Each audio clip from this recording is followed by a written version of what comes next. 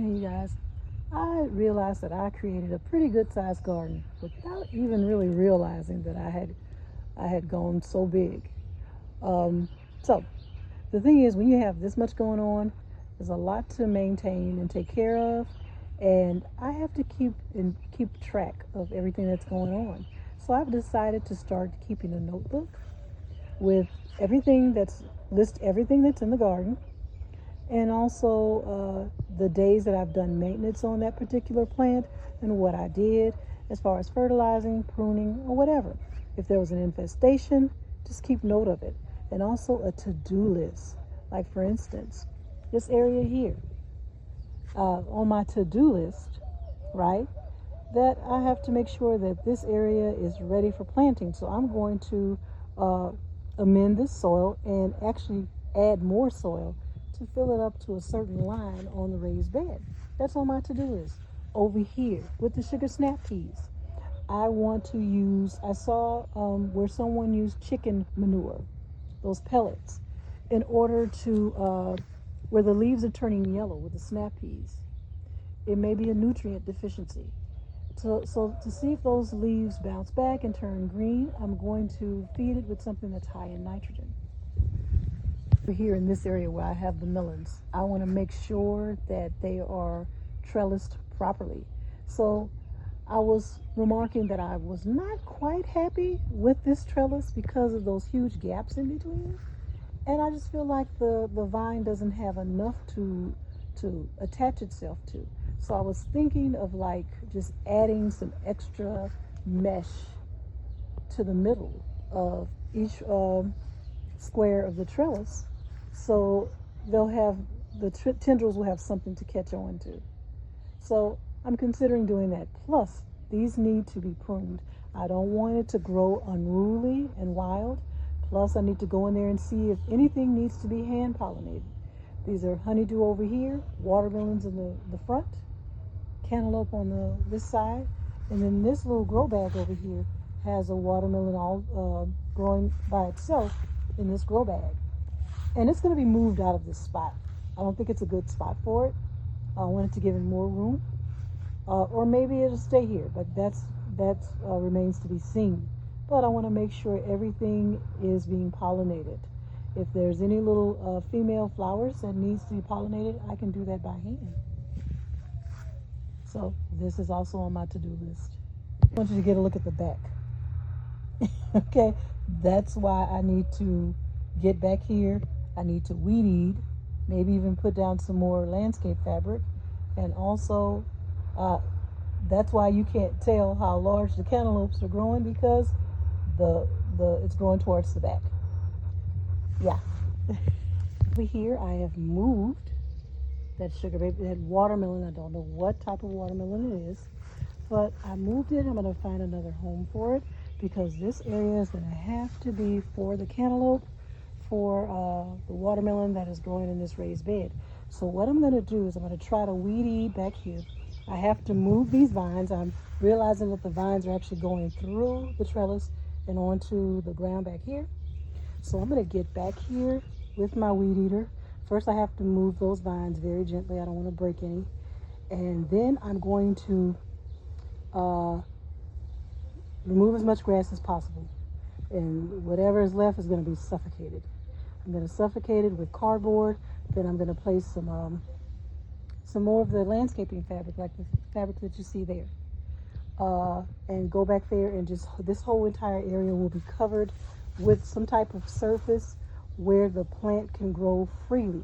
Because with the cantaloupes, I think they may be too heavy to grow on the trellis.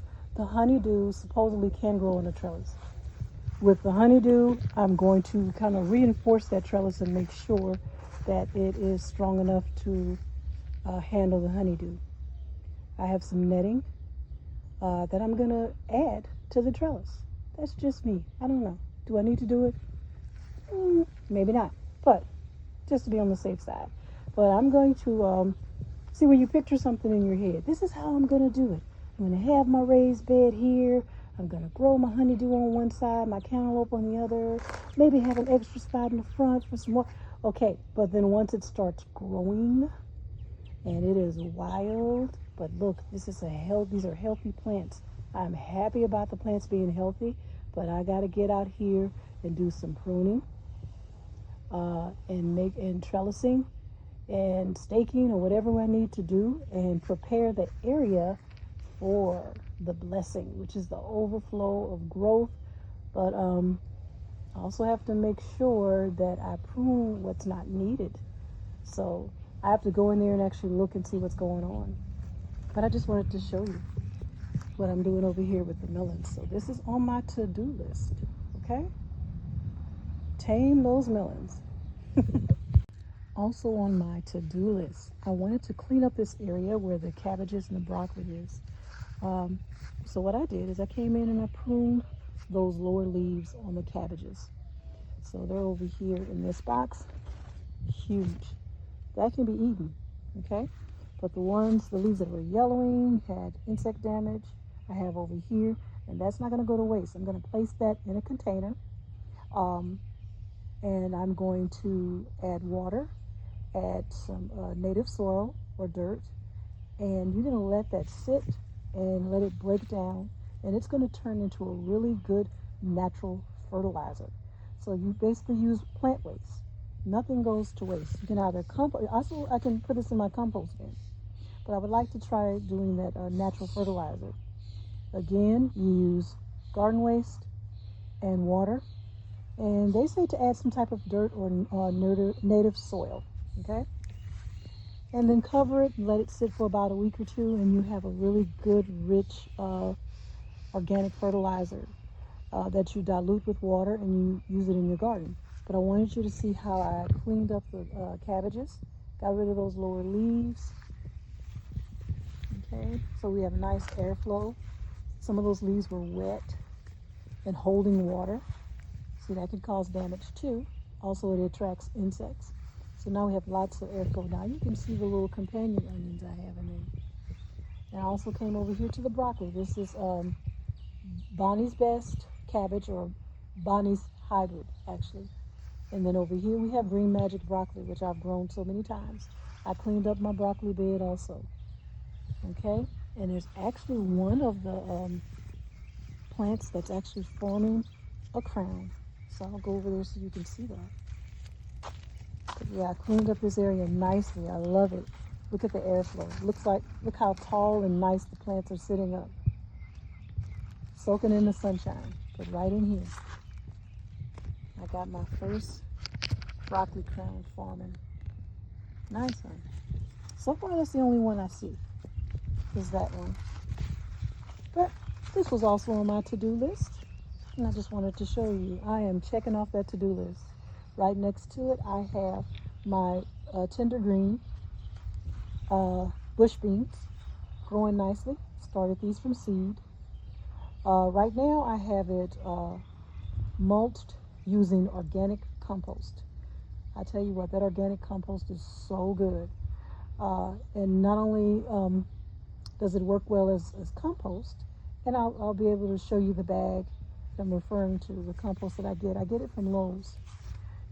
I use it as mulch, but then later on, I say once the plants get larger, I can add a different mulch if I want to, or leave it just the way it is, because this compost used as mulch helps to retain moisture in the soil. And I've used it on my red kidney beans until I finally, once the plants got larger, I finally decided to go ahead and use the regular brown mulch. But I used this compost as mulch in the beginning. And when you water using this compost, and I'll show you the bag in a second, you can see the moisture, how it soaks into the soil, and it leaves this layer on top.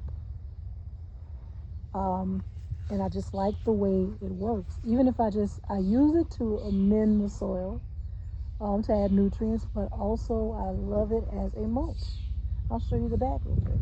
Okay, you guys, this is the organic compost that I was referring to. And you can see on here, it says it retains moisture in the soil, helps prevent weed growth, improve poor soil for your vegetables and your flowers. Okay, so that's the brand that I get. I get it from Home Depot. You look at that, see what it looks like, the texture of it. It looks like mulch. Well, this is organic compost, and I use it as a mulch on some of my plants, and I love the way it works. Okay, just wanted to share that with you.